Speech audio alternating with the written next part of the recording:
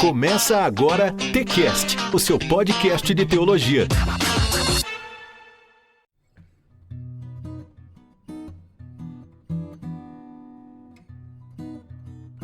Muito bem, estamos iniciando mais um Teologicamente, o seu podcast de teologia. Você está ouvindo o episódio de número 17, eu sou o John, e avivamento não é sinônimo de barulho, pois até mesmo o sino tine, no entanto, é oco por dentro. Olá pessoal, meu nome é Messias e avivamento não tem hora nem data marcada. Tudo bem com você, Messias? Tudo bem, graças a Deus.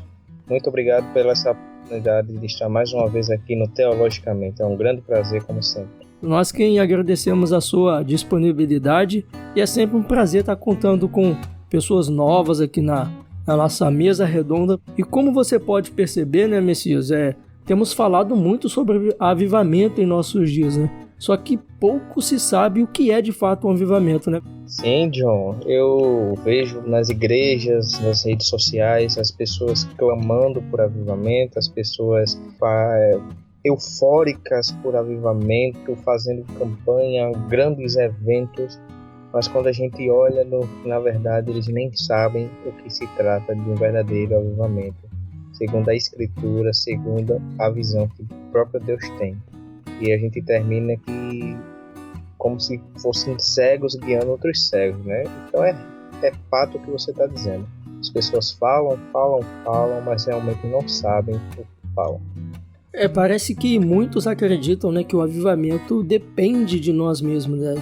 Eles dizem que se a gente, né, não se colocar na brecha, não haverá um avivamento na nação, na cidade, né, no estado, nas universidades ou até mesmo nas ruas, né? Então, mas será que é isso mesmo? Será que o avivamento é algo que depende da gente mesmo? É algo que está em nós?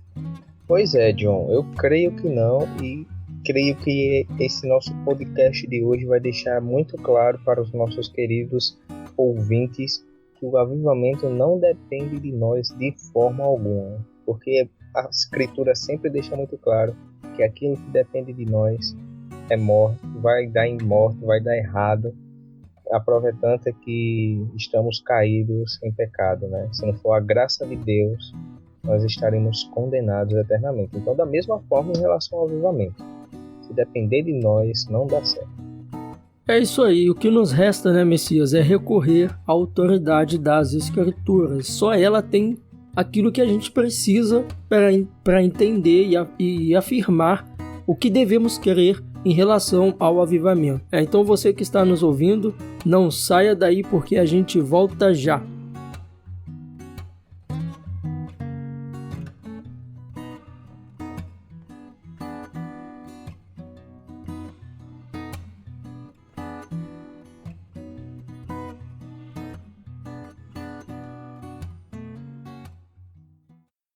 O podcast é uma mídia que cresce a cada dia e nós do Teologicamente não ficamos de fora dessa.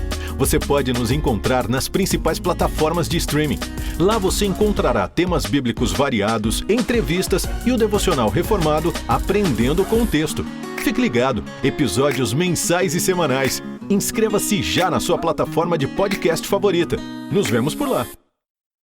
Hoje aqui podemos ver como que no horizonte uma nuvem, talvez pequena, pré-anunciando, entretanto, a chegada de uma grande chuva de avivamento para a nação brasileira.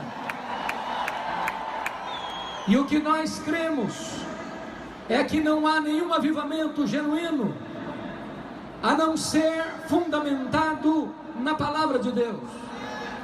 A igreja brasileira precisa centralizar-se nas Escrituras. E aqui estamos para dizer que este 2020 há de ser o ano da Bíblia. Muito bem, estamos de volta. Messias, o que é um avivamento? Olha, avivamento é algo que gera mudança, primeiramente, no interior do povo de Deus. Não é algo que se mostra, antes de tudo, de maneira exterior, através de eventos, através de grandes megas e, sei lá, grandes atividades que as pessoas fazem, atividades sociais, seja lá o que for. O avivamento é, antes de tudo, uma reforma dentro do povo de Deus, onde o povo é levado a se arrepender, onde o povo é levado a se voltar à palavra de Deus, onde o povo é levado a se colocar realmente corandel, né, diante da face de Deus. Tem uma frase do Dr. Martin Lloyd Jones que ele diz assim, né, abre aspas, é uma experiência na vida da igreja quando o Espírito Santo realiza uma obra incomum. Ele a realiza primeiramente entre os membros da igreja, ou seja, é um reviver dos crentes. Não se pode reviver algo que nunca teve vida. Assim, por definição, segundo Martin Lloyd Jones, o avivamento é primeiramente uma vivificação, um revigoramento, um despertamento de membros de igreja que se acham letárgicos, dormentes, quase moribundos, fecha aspas. Então, segundo essa definição do Dr. Martin Lloyd Jones, é fundamental, né, Messias, a gente falar que o avivamento é algo que tem a participação do Espírito Santo, né? Totalmente. E é isso que eu vejo também na Escritura. Quando a gente vai discutir logo mais à frente, que sempre tem algo primordial, que é o agir de Deus. E como o Dr. Martin Lloyd Jones deixou muito bem claro, acontece dentro do povo de Deus. E, de fato, só se revive, só se aviva aquilo que estava vivo. E é realmente o Espírito Santo faz a obra fundamental para que haja avivamento. E quando há esse impacto, né, da obra do Espírito de Deus na vida da igreja, os resultados eles são imediatos, né? Os resultados do avivamento eles são sentidos no povo de Deus, né? Sim, a gente vê isso, como eu já falei, dentro da Escritura, e a gente também vê isso na história da igreja, né? Com os grandes avivamentos que nós tivemos, como, por exemplo, o que aconteceu nos dias de Jonathan Edwards, né? Uhum. É algo que é realmente notório, a mudança é notória, não é algo que é só aquele dia marcado, onde as pessoas se mostram cristãs, e depois é como se nada tivesse acontecido. Não, é algo realmente notório, porque é algo realmente que vem de Deus. E alguns dos sinais que a gente pode dizer do avivamento, né, que desse verdadeiro avivamento, quando ele acontece de fato da parte de Deus, a gente vê uma oração fervorosa, louvor sincero, né, a convicção do pecado na vida das pessoas, é um desejo profundo, né, de santidade, de vida e de a pregação do evangelho. Em outras palavras, né, a igreja, aquela que estava amortecida e que vivia de forma triste, ela é a primeira a ser beneficiada pelo avivamento. Sim, exatamente, porque essas coisas que fazem parte da vida cristã, anteriormente é como se elas estivessem mortificadas, né? Estivessem mortas por causa do pecado, por causa da negligência do povo de Deus. Porém, quando há esse avivamento, a igreja começa a fazer tudo de maneira natural. Ela não é forçada. Os pastores não ficam quebrando a cabeça. Meu Deus, não tem ninguém no culto de oração, não tem ninguém na escola bíblica. Não, o povo se mostra realmente fervoroso com o primeiro amor, né? Como se o primeiro amor tivesse voltado, assim como aconteceu que Jesus repreende lá, né? A igreja de Éfeso, né? Vocês são certinhos, tudo mais, mas vocês perderam o primeiro amor. Quando acontece essa ação de Deus, o povo volta a esse primeiro amor, volta à paixão de realmente viver para Deus. Messias, apesar dessa definição, dessa pequena definição que a gente deu aqui sobre avivamento, a gente vai falar mais especificamente à frente, mas nos dias de hoje, o que se fala sobre avivamento hoje em dia nas igrejas? Olha, isso é algo bastante delicado, porque por ser delicado a gente já mostra a dificuldade, porque tem muito se dizido, muitas coisas têm sido ditas acerca do que é avivamento, e termina que esses vários conceitos eles nem se complementam e nem realmente concordam entre si. Então, a gente vê principalmente mais alterações de sentido no meio pentecostal, né? No meu pentecostal e também no neopentecostal. Porque termina que o avivamento é como se fosse, por exemplo, o ato dizem eles, né, do Espírito Santo, batizar com o Espírito Santo, e a igreja ali é avivada, eles recebem a segunda bênção. Outros dizem que o avivamento é uma grande conversão em massa de pessoas, e outros dizem que é a igreja ter o costume de profetizar, fazer ação social, evangelizar, e termina que esses conceitos ficam vagos, né? Uhum. E termina que são realmente, eu posso definir assim, que o avivamento hoje é algo mais empírico, ou seja, que é definido pela experiência, do que aquilo que realmente Deus ensina sobre avivamento. Então, como eu te disse, avivamento vai sempre estar, hoje em dia, infelizmente, a gente deve corrigir isso, a gente deve reformar isso. O avivamento hoje em dia está ligado à questão de empíria, de sentimento, de sentir, de experiência. E está relacionado muito também com pragmatismo, né? Pragmatismo é algo terrível hoje na igreja, porque não importa se está certo, não importa se está errado, na verdade, não importa se realmente está ferindo os princípios da Bíblia. E algo que é bem notório para mim, não apenas o que eu vejo nas redes sociais ou por testemunhos de outras pessoas, líderes, pastores, na minha convivência mesmo, ou até do que eu escuto por aí. Aquilo que tem sido dito sobre avivamento não é nem um pouco parecido com o que a Escritura fala. Porque, como você disse no início, né, John? É a palavra de Deus que é a nossa autoridade final. Que é a palavra de Deus que define as coisas em relação à nossa vida cristã. Então, as pessoas hoje em dia não se preocupam com isso, de fato. Elas não se preocupam, elas não se perguntam o que a Bíblia tem a dizer sobre avivamento. Não. Elas olham o que a história diz sobre avivamento. Elas olham o que a própria experiência diz. E termina que, por causa disso, as pessoas tendem a buscar o avivamento ao mesmo tempo que esquece a vontade e o tempo de Deus. Para elas, o avivamento tem hora marcada, tem dia marcado, que vai começar depois de um grande evento de conscientização das pessoas. Mas não é assim que funciona. As pessoas hoje mal escutam o evangelho dentro das próprias igrejas, e quando escutam é de maneira distorcida. Você sabe, John, que hoje um dos principais pregadores, um dos principais tipos de pregação é o coaching, né? É aquela pregação antropocêntrica, aquela pregação que diz que você está no centro do coração de Jesus. Outro dia eu vi o Vitor Azevedo afirmando assim, perguntaram a ele, qual a diferença entre Deus e o homem?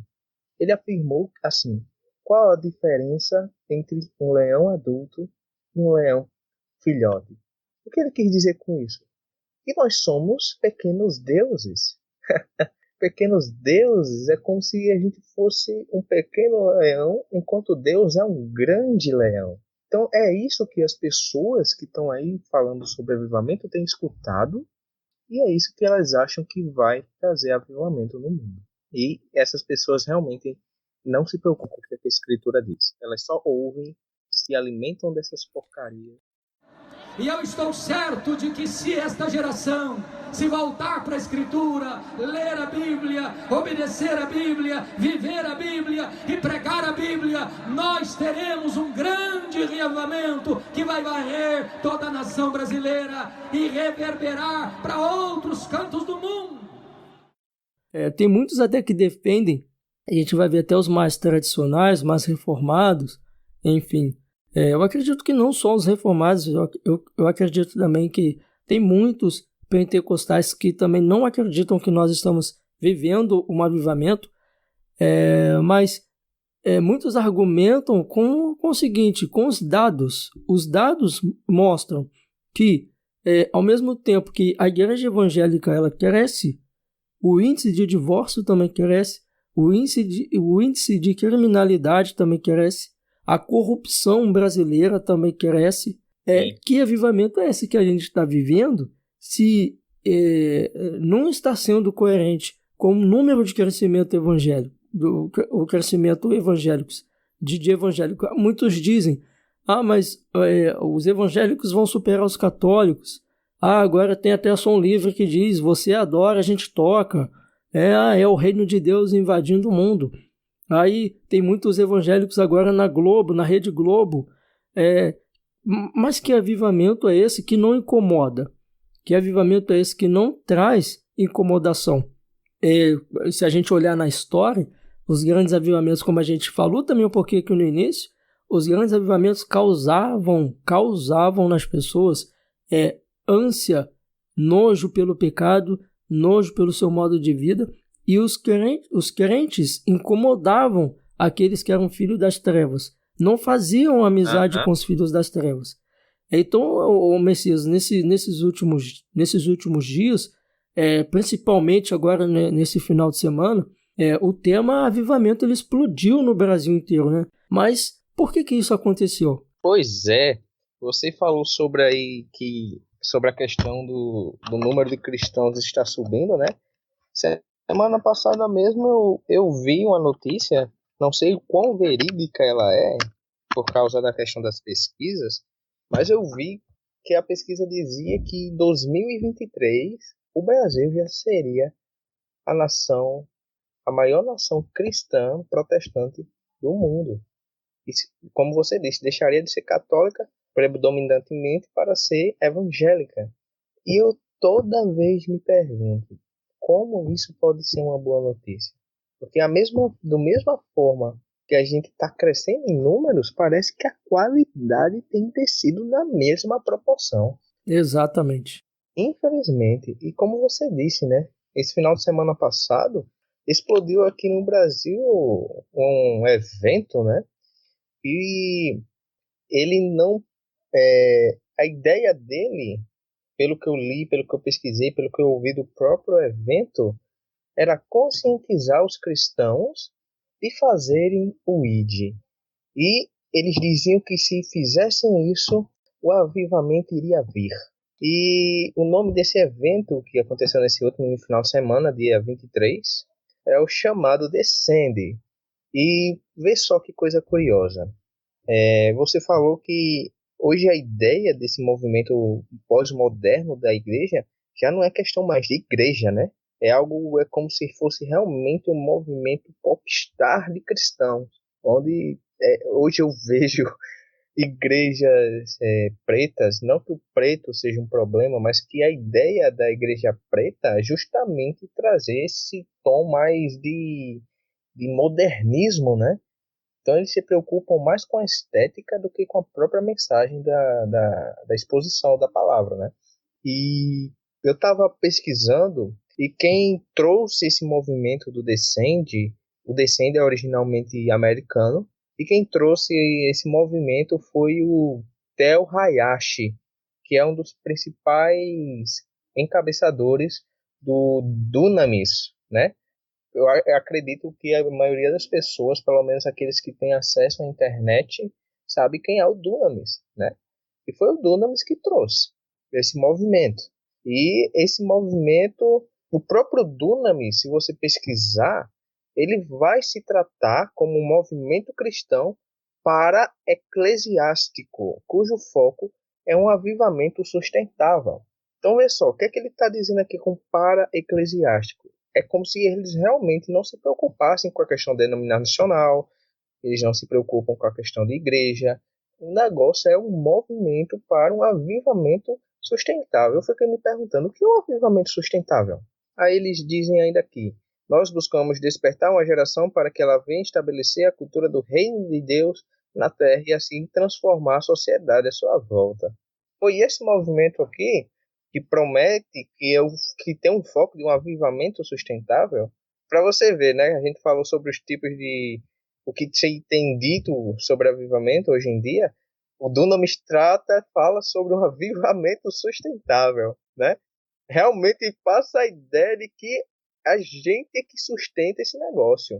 Eu acho que essa ideia, ela vem muito daquela passagem que diz, se eu não me engano, no Evangelho de Lucas, quando Jesus disse que o reino de Deus está dentro de vós.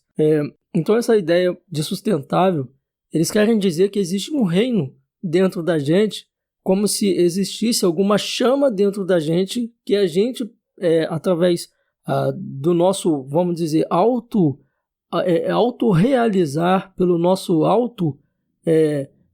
poder, nós podemos avivar. Eu posso me arrepender dos meus pecados e buscar um avivamento para as pessoas. Por mim mesmo, né? Por mim mesmo. Eu posso, autossuficientemente, eu tenho a capacidade, porque, segundo eles, o reino de Deus está dentro da gente, como se nós fôssemos, como você disse, pequenos deuses, porque o reino está dentro de mim, eu posso, por mim mesmo, realizar a obra. Como se, não é aquela palavra que se diz de conversão. Sim.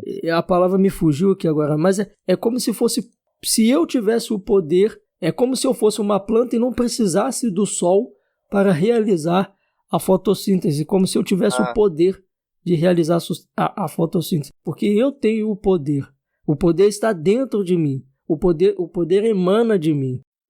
Excelente colocação, que realmente parece isso. Inclusive, um dos pastores que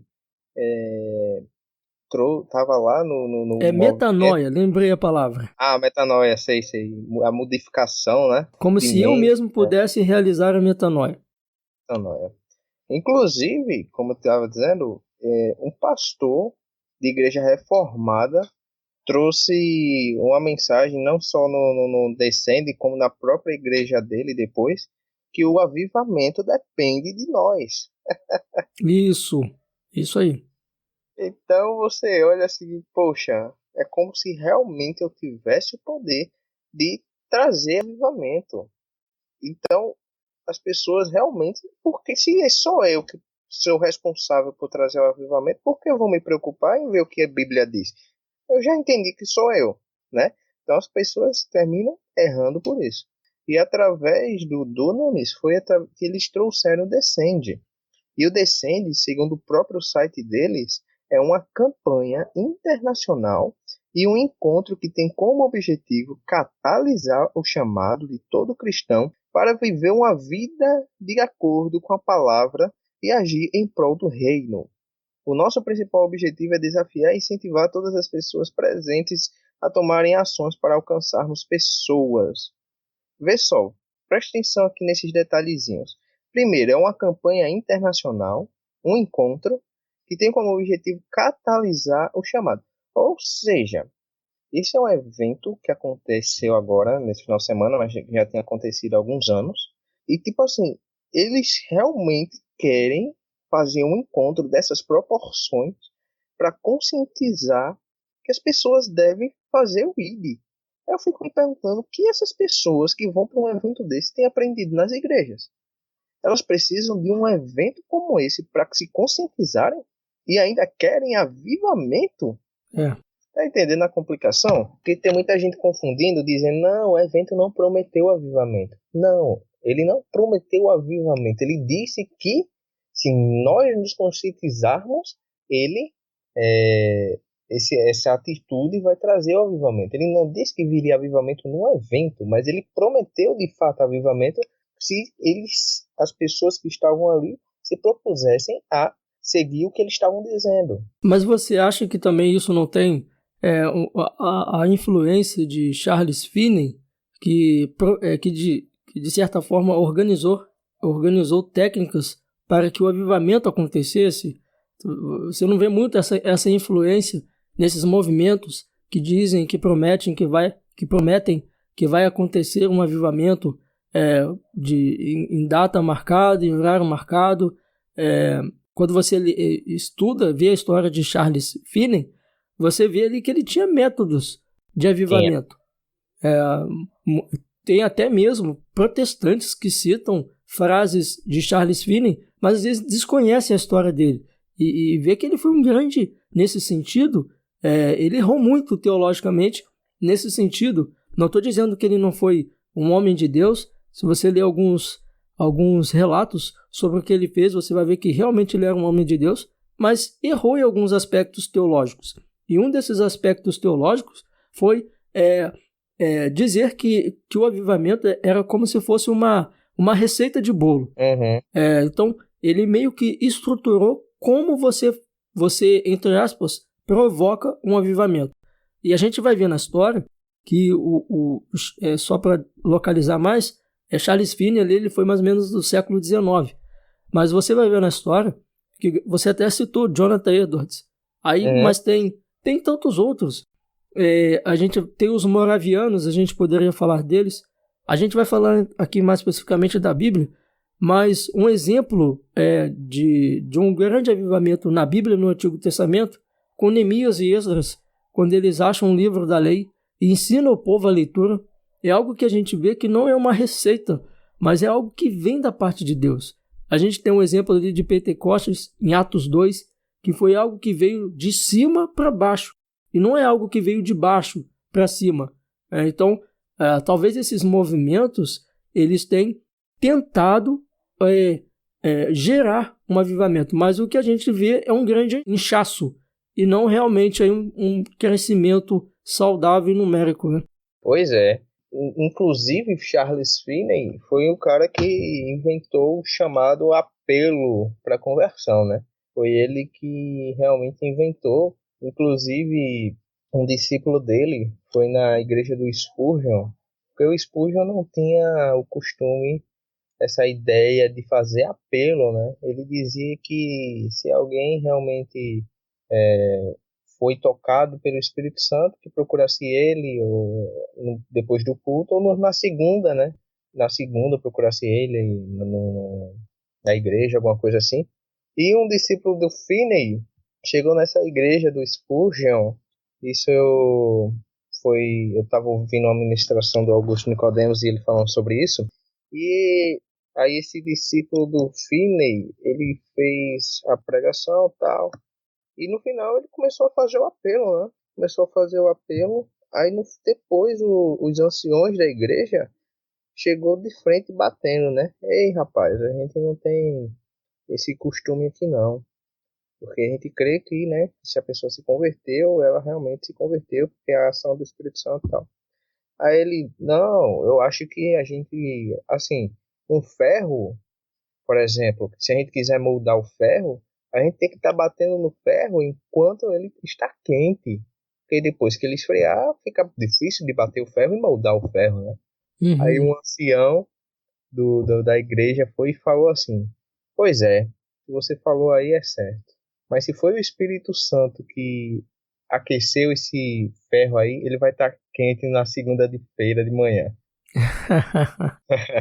Não vai continuar quente. Vai continuar quente, não tem jeito. Por quê? Porque é uma obra do Espírito Santo. Então não tem método, não tem essa história de ficar ali batendo no ferro para ele moldar como se a gente tivesse essa autoridade. Se for da vontade de Deus, vai acontecer. Em Jó diz que nenhum dos planos do Senhor pode ser frustrado. Você citou aí o caso de Atos, capítulo 2, né, que a gente pode sim considerar como um avivamento.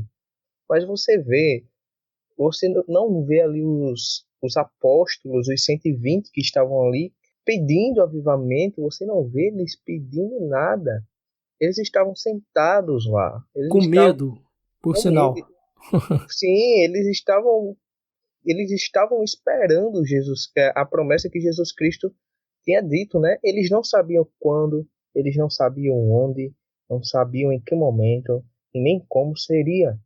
E eles não ficaram pedindo, Deus, manda logo, manda logo, manda logo. Não. Eles sabiam o que Jesus tinha dito. Eles sabiam. Então, o que eles tinham que fazer... É fato que eles estavam em oração, né? Sim, estavam em oração. Por quê? Porque eles eram cristãos. E cristãos estão em constante oração. Essa é a vida cristã. Mas eles não estavam desesperados como se tivesse uma data marcada por eles mesmos para que o Espírito Santo viesse. Não, eles estavam orando, intercedendo, meditando. Quando, de repente, Não é isso que o texto diz? Quando de repente foi quando aconteceu tudo aquilo, o derramamento do Espírito Santo, que tenha como objetivo o derramamento, a questão da virtude do Espírito Santo, né? E qual o objetivo desse derramamento do Espírito? Pregação do Evangelho. Não é à toa que quando isso aconteceu, grande multidão veio e Pedro começou a pregar e cerca de 3.000 pessoas confessaram a Cristo e foram batizadas. Então veja que é uma sequência. Primeiro veio o dizer do Jesus Cristo. Ele disse que aconteceria, ou seja, vem de Deus. E depois a igreja está ali atenta, esperando, em oração, em espírito. E de repente, quando a gente menos espera, Deus faz as coisas acontecerem. E o resultado disso foi conversão. Exatamente, né? E a gente acredita também que ali a reforma protestante ela foi um avivamento da parte de Deus. E a gente vê que o que aconteceu ali na Europa foi algo que transformou, alguns vão dizer, não foi o Evangelho, não foi o Evangelho que transformou a Europa, foi a Europa que transformou o Evangelho. Muito pelo contrário. Um dos lemas da reforma, do lema da reforma protestante foi levar conhecimento ao povo. E a reforma protestante ela mudou a Europa, porque a Europa nunca mais foi a mesma depois da reforma protestante. Isso eu estou falando porque quando há um avivamento, a sociedade inteira é beneficiada por esse avivamento. Sente o impacto, né? A sociedade precisa sentir o impacto desse avivamento. Aí a gente volta naquela pergunta novamente. Se nós estamos vivendo um avivamento no Brasil hoje em dia, que avivamento é esse que não está tendo impacto nenhum na nossa sociedade? Pois é. Você tira aí pela questão política, né? A gente vê a questão da corrupção, a gente vê a questão da roubalheira e a gente vê cristãos, eu não sei como é que é a situação aí na sua cidade, no seu estado, mas eu conheço cristãos aqui que estão mais preocupados com a própria barriga do que com os princípios cristãos. Eles não estão preocupados se a pessoa é realmente uma pessoa corrupta, de um partido corrupto ou de coisas semelhantes. Para eles, o que importa é a proposta e essa proposta vai beneficiar. Então eu fico pensando, se o cristão, os que se dizem cristãos, estão agindo como o mundo, quem é que está agindo como cristão de fato, né? É por meio da Bíblia que nós conhecemos Jesus. Ele é o Criador do universo, Ele é o preservador do mundo, Ele é o Santo, o Todo-Poderoso Deus, Ele é o Sol da Justiça, Ele é a Estrela da Manhã, Ele é o Rei da Glória, Ele é a nossa esperança, Ele é a nossa paz, Ele é a nossa justiça, Ele é o caminho para Deus, Ele é a porta do céu, Ele é a única razão para você ter um encontro com Deus e ser salvo e experimentar um poderoso reavivamento. O Descende, ele é uma campanha, né, internacional feita por missionários. Então, isso é algo bastante interessante, porque o Descende, ele não foi algo, digamos assim, original, propriamente dito, porque ele veio a partir de outros movimentos, como, por exemplo, o The Call, que acontecia nos Estados Unidos há muitos anos.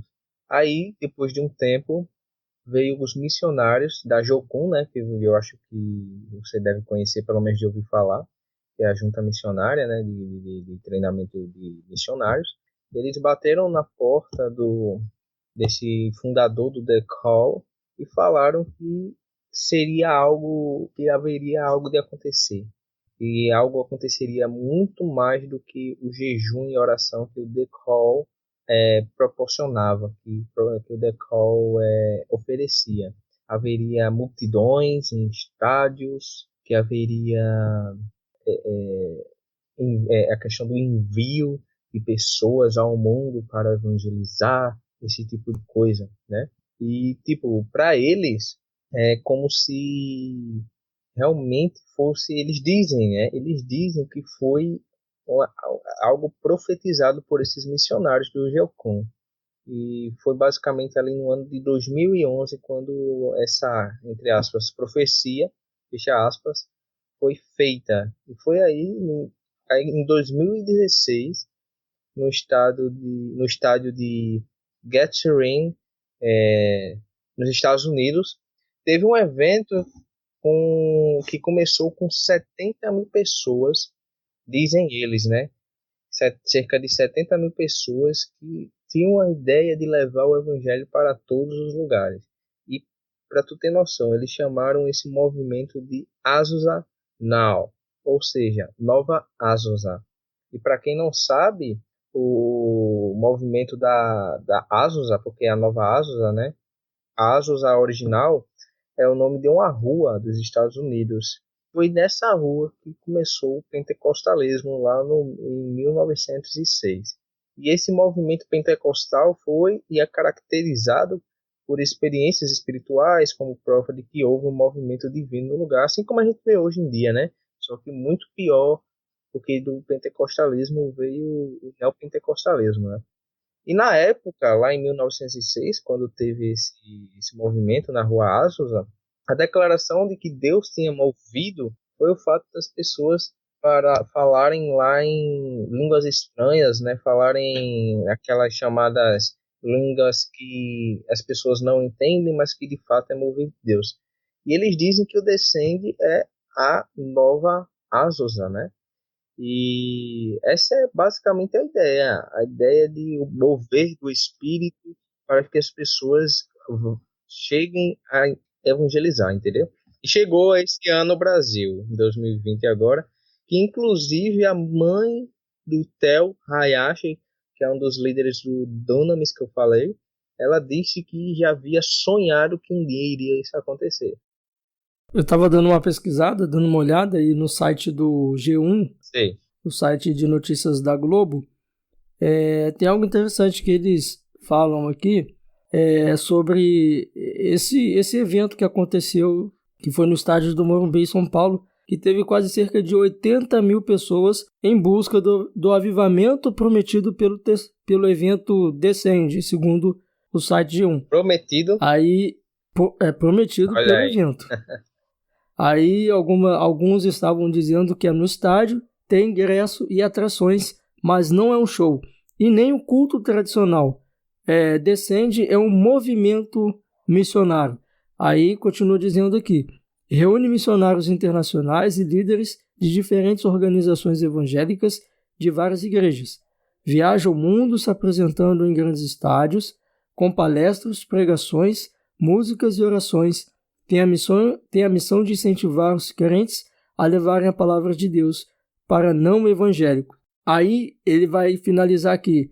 Em resumo, é quase um workshop motivacional para a formação de missionários. Workshop emocional.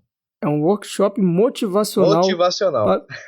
Motivacional para a formação de missionários.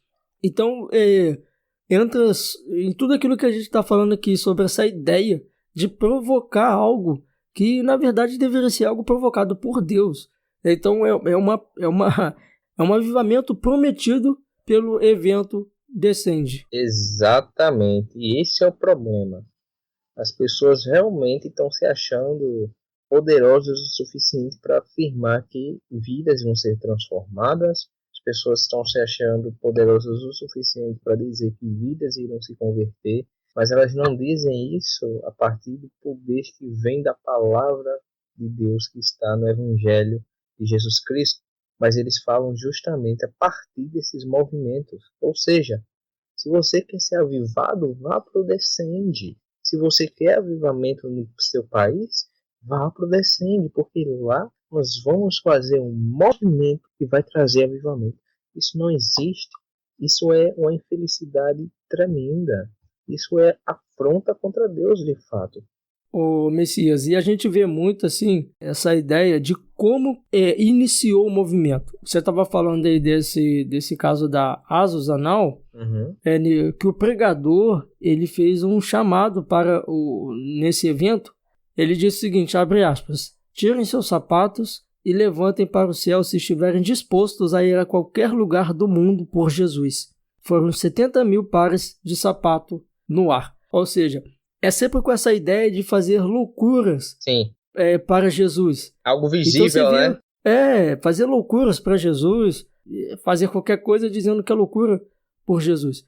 E a ideia bíblica não é fazer loucuras por Jesus. Os grandes mártires não morreram por fazer loucuras por Jesus. Eles morreram, foram martirizados pela verdade da palavra.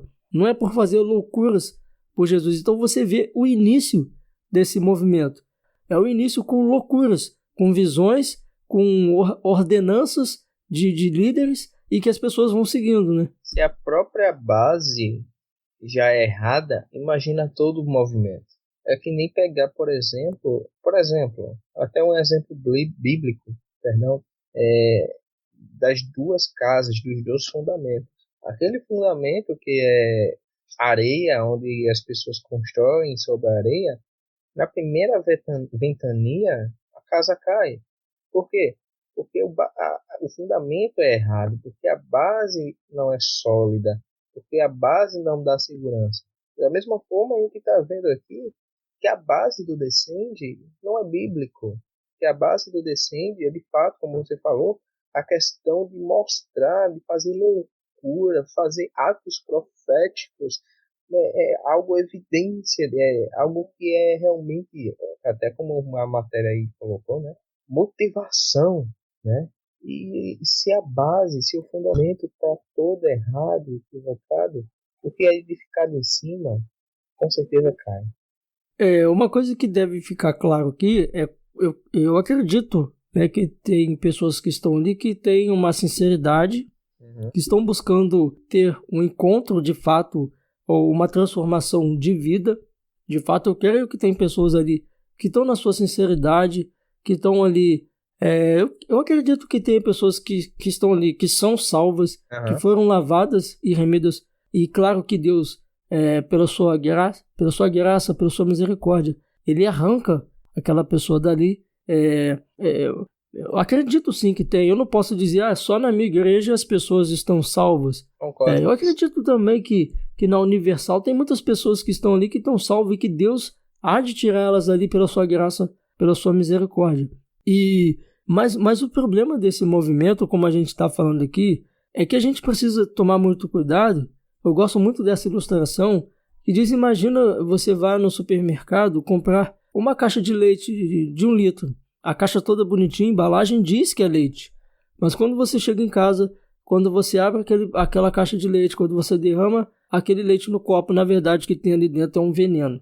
Então a embalagem é bonita, a caixa é bonita, as promessas são bonitas, mas quando você digere esse alimento, quando você digere essas palavras, você vê que é um veneno, é perigoso, porque a gente pensa, está me aproximando de Deus, mas na verdade está nos afastando de Deus, porque a gente começa a viver nesses movimentos autossuficiente. Eu tenho poder, eu sou capaz, eu posso, eu sou vencedor, eu quem faço, eu quem vou fazer, o avivamento depende de mim, a salvação das pessoas depende de mim, e se eu não fizer, as pessoas vão para o inferno, e se eu não fizer aquilo, as pessoas vão, a minha rua, o meu vizinho, a minha família vai toda para o inferno, porque todo mundo depende de mim, o avivamento depende de mim, a mudança do Brasil depende de mim.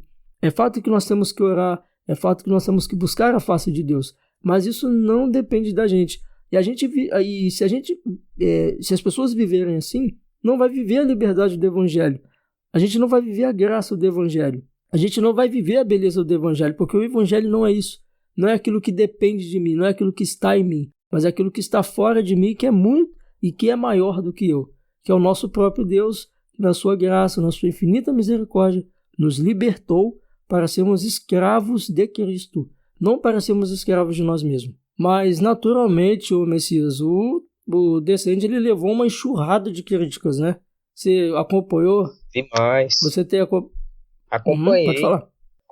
Acompanhei, porque principalmente nessa era digital, na internet especialmente, todo tipo de opinião todo tipo de opinião é proferida, né? Então, da mesma forma, e eu tenho acompanhado isso nas redes sociais, na mesma intensidade que tem sido recebido críticas, as pessoas também têm muito defendido. Então termina aqui, crítica, defesa, crítica, defesa, crítica, defesa.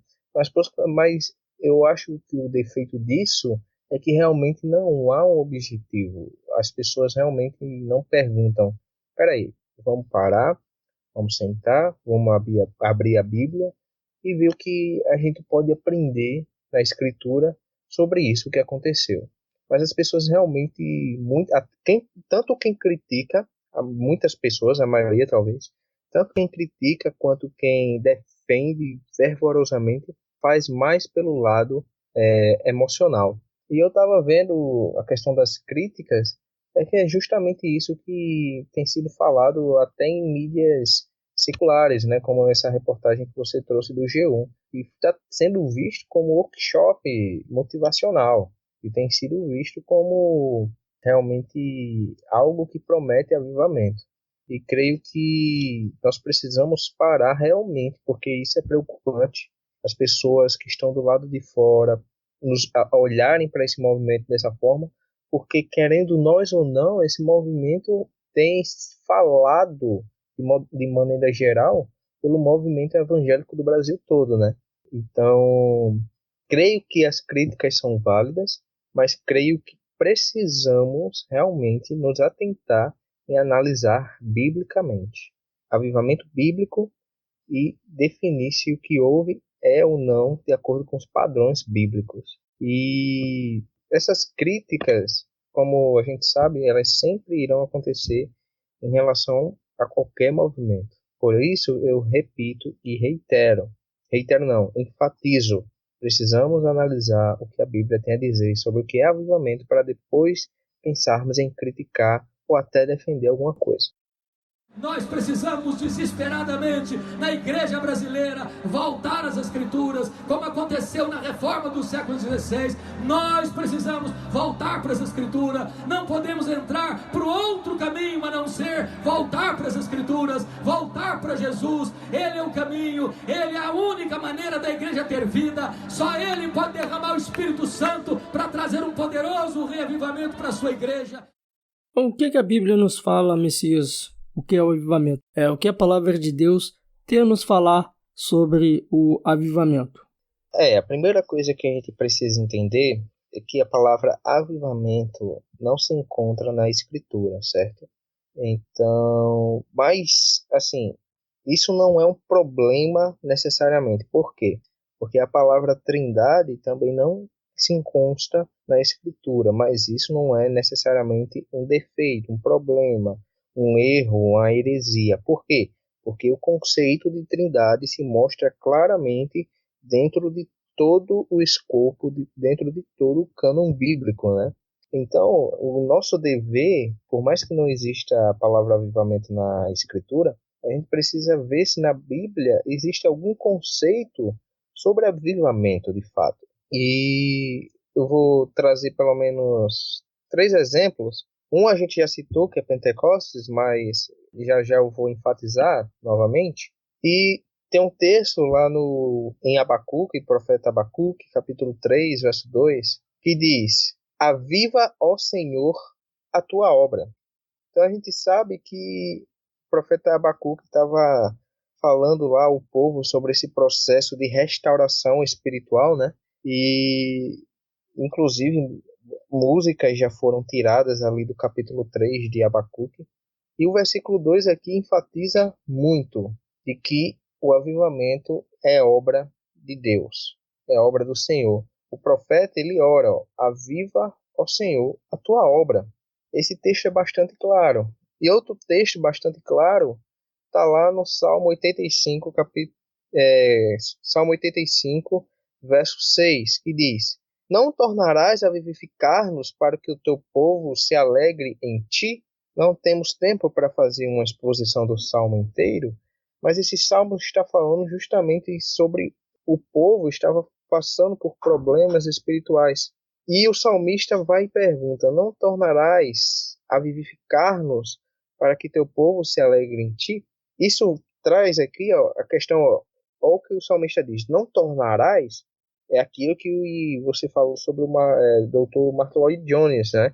Só tem como se reviver tornar a vivificar, como traz aqui o Salmo, aquilo que estava vivo, né? Então a gente vê na história de Israel sempre esse processo. Deus vivifica e Israel sai do caminho e, como diz lá em Isaías capítulo 59, verso 2, os pecados é que fazem separação entre vós e o vosso Deus. Porém, para que haja conserto, os textos aqui são claros. É necessário que o próprio Deus traga vida. Lá no profeta Ezequiel, a gente vê no capítulo 36 que o próprio Deus é quem traz a lavagem, que o próprio Deus é que coloca no lugar do coração de pedra um coração de carne, que é o próprio Deus que, mesmo ordenando que o povo se volte, primeiro renova, vivifica, renova, restaura, traz de volta a vida para que haja essa mudança, para que haja esse avivamento. Então, nesses dois textos aqui, o avivamento, o ato de vivificar, depende unicamente do ato soberano de Deus. Precisamos entender que avivamento só acontece se Deus quiser. Precisamos entender que o avivamento só acontece se Deus tiver a fim de fazer. E no tempo dele, não é no nosso tempo. Como a gente já falou, a gente vê isso claramente no dia de Pentecoste. No final de Lucas e no início de Atos, para quem não sabe, originalmente esses dois livros eram apenas um, né? Foi dividido depois por uma questão mais objetiva. E Jesus ordenou aos discípulos que esperassem em Jerusalém, porque Deus haveria de cumprir a promessa de enviar o Consolador, o Espírito Santo. E, obviamente, esse texto aqui não está falando sobre batismo do Espírito Santo, não está falando sobre nada disso. Mas o verso 8 do capítulo 1 de Atos nos mostra que Jesus estava falando sobre receber a virtude do Espírito Santo. Ou seja, os discípulos estavam esperando dos céus que o Espírito Santo viesse habitar e fazer a obra completa na vida deles. E qual a finalidade de receber essa virtude do Espírito? O mesmo verso 8 que diz que eles iriam receber a virtude do Espírito diz, Jesus fala, para que ser-me-eis minhas testemunhas. Ser-me-eis testemunhas. Então o objetivo dos discípulos terem recebido essa virtude do Espírito Santo não foi porque era dia de Pentecoste, não foi porque eles estavam clamando, mas eles tinham o objetivo de ser testemunha de Jesus Cristo.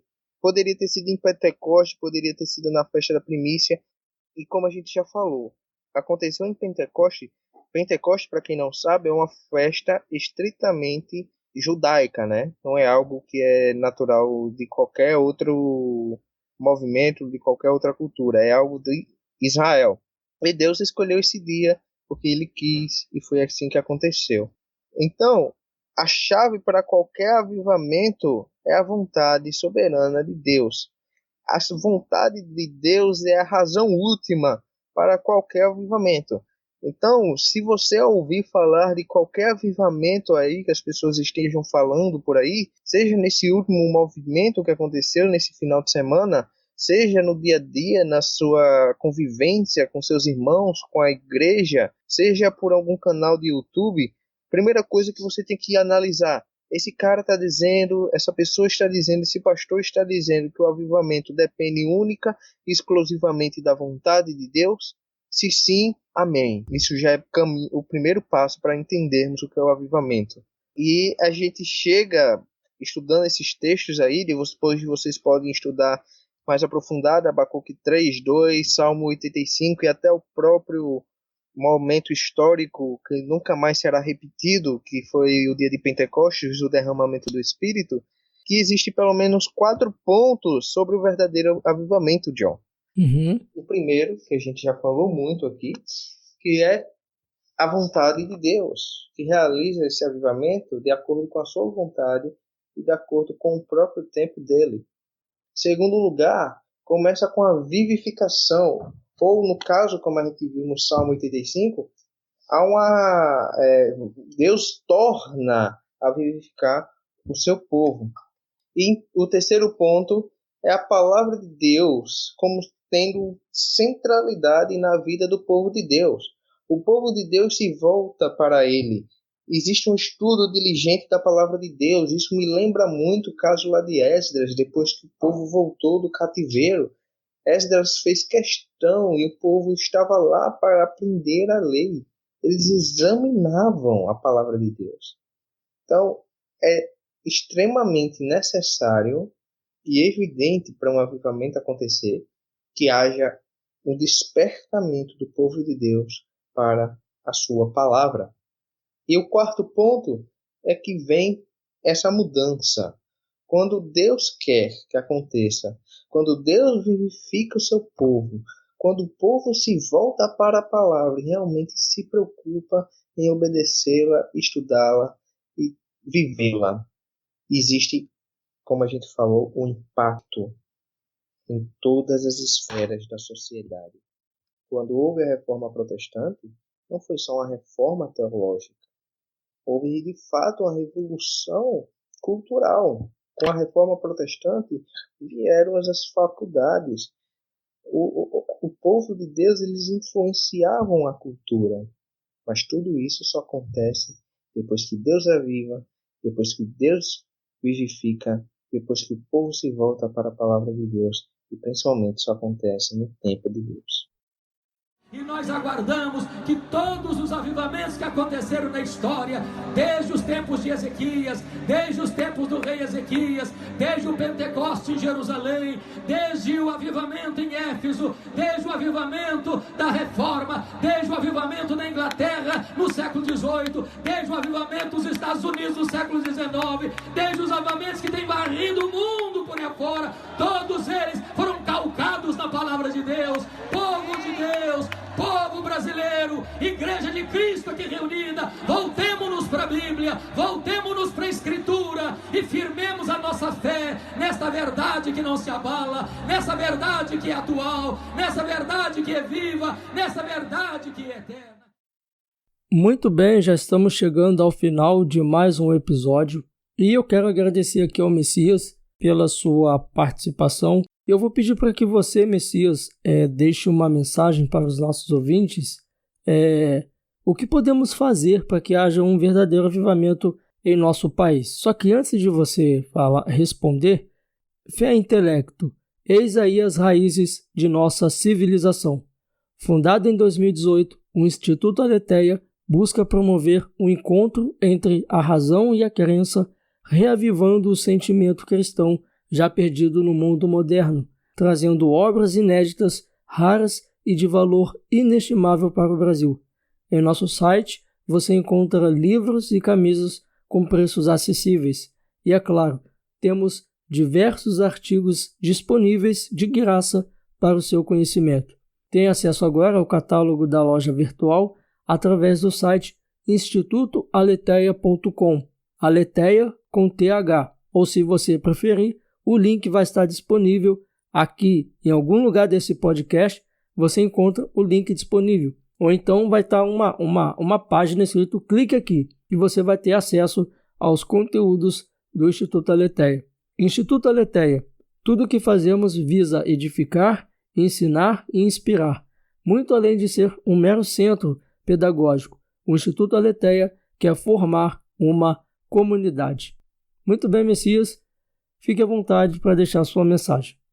Ok, desde já, antes de falar, gostaria de agradecer mais uma vez a você, John, por me dar essa oportunidade de estar conversando aqui no Teologicamente. Creio que esse é um assunto bastante relevante, porque é um assunto bastante falado, mas que de fato há pouco conhecimento bíblico acerca desse fato importante e deve ser observado. E que eu realmente creio, que a igreja brasileira precisa ser avivada, ser vivificada pelo Deus Altíssimo. Creio que para haver um avivamento de fato, a primeira coisa é a igreja do Senhor aqui nesse país se voltar para a palavra de Deus e buscar ser discípulo, porque muitas conotações são dadas a nós, né? A gente se chama de crente, a gente se chama de cristão, a gente se chama de evangélico, a gente se chama de protestante, mas o que a gente vê na Escritura, nos evangelhos, nas cartas, é que nós devemos e precisamos ser discípulos. Na primeira carta de João, capítulo 2, o apóstolo diz que aquele que diz seguir a Jesus, ande como ele andou. Então, enquanto a igreja do Brasil, a igreja que eu falo principalmente no sentido da igreja visível, não a igreja visível, é quando houver um despertamento para a vida de santidade. Sabe aquele caso lá de Apocalipse, capítulo 3, que é a igreja que Jesus diz, conheça as tuas obras, nem és frio nem é quente, né? Ou seja, o povo de Deus tem que se voltar para Deus. A gente não sabe, hoje em dia, não há uma característica realmente de ser discípulo. Parece que só basta sentar na igreja, ou na igreja não, no templo das cadeiras, né? Então a primeira coisa é se voltar para a palavra de Deus, se arrepender dos pecados, buscar santidade, buscar comunhão, estar em comunhão com a igreja, porque não adianta querermos avivamento se o corpo de Cristo está dividido. Precisamos realmente buscar, você aí que é jovem, você aí que realmente quer servir a sua igreja, sirva onde der. Procure estudar a palavra de Deus de maneira séria e diligente. Faça isso como sendo seu maior prazer. Se prepare. Pergunte ao seu pastor o que você pode fazer na sua igreja. Pergunte a ele se não tem como criar um pequeno grupo para evangelização. Pergunte a ele o que está precisando para evangelizar a cidade. Pergunte a ele o que é necessário. Tenha comunhão com a sua igreja. Sirva a sua igreja. Se você que está nos ouvindo ainda não está numa igreja realmente bíblica, procure uma igreja bíblica.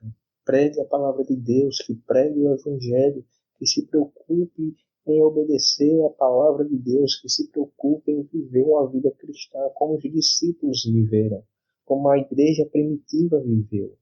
Em segundo lugar, tendo em vista a volta para a palavra de Deus, tendo em vista a comunhão dos santos de fato dentro do corpo, isso nos capacita a pregar, promover o reino de Deus, o evangelho. Vejam que é um processo que o próprio Deus desenvolve. Então, você como parte do corpo de Cristo, como igreja, busque santidade, por mais difícil que seja. Realmente é algo que você vai lutar para cumprir durante todos os dias, durante toda a sua vida. Mas um cristão verdadeiro vai buscar, um cristão verdadeiro vai atrás. Um cristão verdadeiro vai buscar ter comunhão com a sua igreja. Um cristão verdadeiro vai buscar servir a sua igreja. Um cristão verdadeiro vai se preocupar em estudar, em perseverar na sã doutrina que está na palavra de Deus, inspirada. E, portanto, feito isso, vocês vão querer que mais pessoas se agreguem, que mais pessoas perseverem na doutrina, que mais pessoas estejam em comunhão, que mais pessoas estejam em oração. E quando isso acontecer, quando esse desejo vier, você vai pregar o verdadeiro evangelho e chamar as pessoas ao arrependimento. E mostrar que elas precisam de Deus, elas precisam de arrependimento. E o que elas estão esperando se não se arrependerem é a condenação eterna. E se for da vontade de Deus, a sociedade irá mudar. Se for da vontade de Deus, haverá avivamento de fato.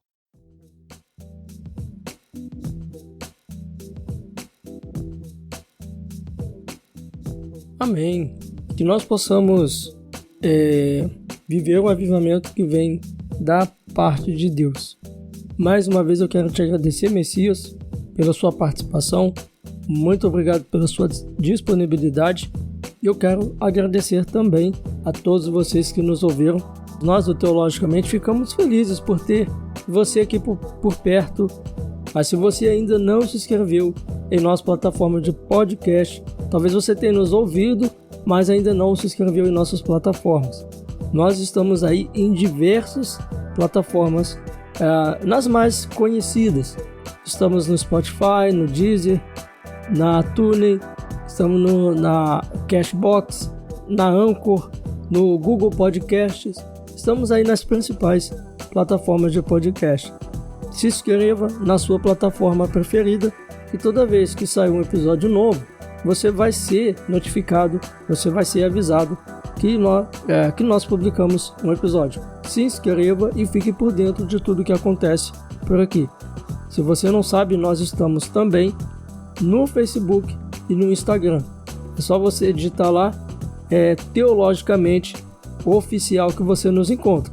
Isso nas redes sociais, no Instagram e no Facebook. Nas plataformas de podcast, você vai digitar Tcast. Por que T? T é o resumo de Teologicamente. Então, para ficar mais fácil para você nos achar, nós colocamos apenas Tcast. Aí você nos encontra nas diversas plataformas disponíveis de streaming de áudio. Então, eu quero te agradecer. Até a próxima, se Deus quiser.